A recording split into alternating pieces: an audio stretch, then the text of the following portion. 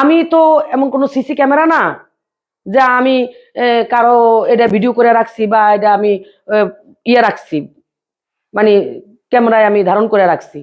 বিষয় হলো আমার কথা হলো যেটা আমার সাথে আমার আপনি কিভাবে, আপনার কাছে কোনো ফুটেজ নাই, কোনো রেকর্ডিং নাই, কোনো তথ্য নাই, তাহলে আপনি কিভাবে এই প্রুফ করবেন যে আপনাকে অশ্লীল ভিডিও দেওয়ার কথা বলছেন? আমি নিজে তো প্রমাণ।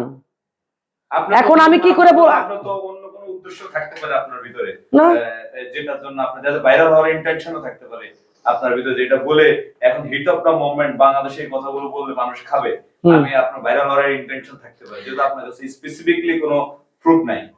দেখেন আমার এটা, আপনাকে একটা কথা বলি, আপনি যখন কর্ম করেন, আপনি কর্ম জানেন, আপনি কর্ম করতে পারেন, আপনার যোগ্যতা আছে, কিন্তু আপনার যোগ্যতাকে ডাবাইয়া রাখছে এই যে আশেপাশের লোকগুলা। তখন আপনি দেখতে দেখতে দেখতে দেখতে আপনি দেখতেছেন যে ওরা কার সাথে চলে, কে কি কাজটা করে, এটা আপনি চোখে দেখতেছেন না, 10 জনে কইতেছে না, এটা তার ভিডিও করে রাখতেছে না।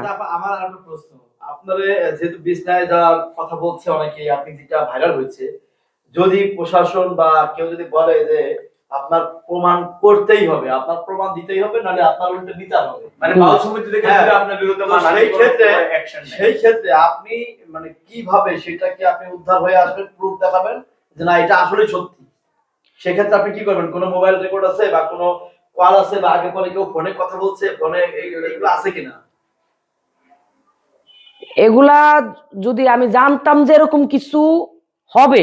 আপনারা কি কেউ ফোনে এই ধরনের কোনো প্রস্তাব দিছে ফোনে, মোবাইলে? ফোনে তো এগুলা বলে না। তাই কিভাবে বলে তারা?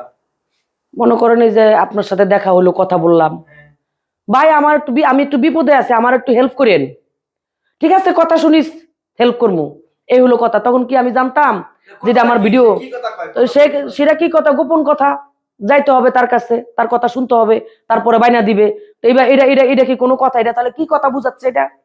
আমি মনে করি আমার সাথে যেহেতু এগুলা চলছে এবং অহরহ চলছে, এগুলা ভিডিও ভাইরাল হইছে, আর এগুলার আমার আর কি দেখার প্রমাণ আর আমার কাছে কি আছে? আমি মনে করি যারা এগুলা বলে না তাদের, ওই যে বললাম না, তাদের ভিতর সাহস নাই, কারণ তাদের এগুলা নিয়ে ঘাটাঘাটি মানুষ করতেছে, তাদের নামে মানুষ দেখতেছে। কই আমার তো একটা ভাইরাল হইলো না, আমার নামে তো কইলো না, তাহলে তাদের নামে কয় কেন? তারা এত প্রোগ্রাম পায় কেন? কিসের জন্য পায়? কি যোগ্যতার কারণে পায়? এখন আমি বলার কারণে আমি দোষী, আমাকে হুমকি দিচ্ছে, আমি প্রশাসনিক ভাবে আমি ব্যবস্থা আমি চাই। এখন